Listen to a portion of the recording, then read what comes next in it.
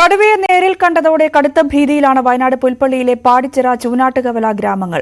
കഴിഞ്ഞ ഒരാഴ്ചക്കിടെ മേഖലയിൽ കടുവയും 3 കുഞ്ഞുങ്ങളെയുമാണ് നാട്ടുകാർ നിരവധി തവണ നേരിൽ കണ്ടത്. ഇതോടെ വനംവകുപ്പിന്റെയും നാട്ടുകാരുടെയും നേതൃത്വത്തിൽ തിരച്ചിൽ നടത്തി. കടുവയെ പിടികൂടാൻ വനംവകുപ്പിന്റെ ഭാഗത്തുനിന്നും അടിയന്തര നടപടി സ്വീകരിക്കണമെന്ന് ബത്തേരി എംഎൽഎ IC ബാലകൃഷ്ണൻ ആവശ്യപ്പെട്ടു.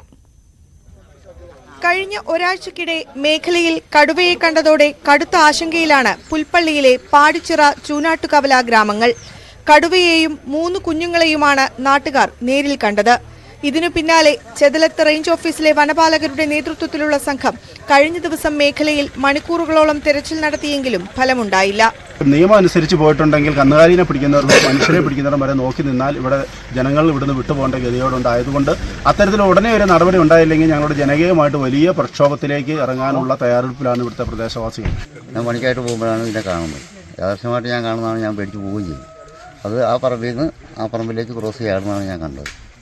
അതേസമയം ഉന്നത വനം വകുപ്പ് ഉദ്യോഗസ്ഥരെ പ്രശ്നത്തിന്റെ ഗൗരവം ബോധ്യപ്പെടുത്തിയിട്ടുണ്ടെന്നും ജാഗ്രതാ സമിതി വിളിച്ച് കടുവാ ഭീതി അകറ്റാനുള്ള നടപടികൾ സ്വീകരിക്കാൻ നിർദ്ദേശം നൽകിയിട്ടുണ്ടെന്നും സ്ഥലം സന്ദർശിച്ച ബത്തേരി എംഎൽഎ IC ബാലകൃഷ്ണൻ പറഞ്ഞു. കടുവയുടെ സാന്നിധ്യം 3 ദിവസമായി പ്രകടമായിട്ടുണ്ട്. ഇവിടെ ജനപ്രതിനിധികളും ഫോറസ്റ്റ് ഉദ്യോഗസ്ഥന്മാരും നാട്ടുകാരും എല്ലാവരും ഇവിടെയുണ്ട്. വളരെ ജാഗ്രതയോടുകൂടി കാര്യങ്ങൾ ചെയ്യണമെന്ന് CCFനും അതോടൊപ്പം തന്നെ DFOയ്ക്കും റേഞ്ച് ഓഫീസർക്കും ഡയറക്ഷൻ കൊടുത്തിട്ടുണ്ട്.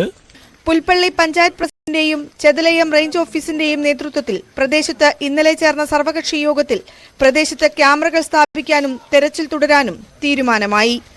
അതേസമയം ഭീതി പടർത്തുന്ന കടുവയെ പിടികൂടി ആശങ്ക അകറ്റണമെന്നാണ് നാട്ടുകാരുടെ ആവശ്യം.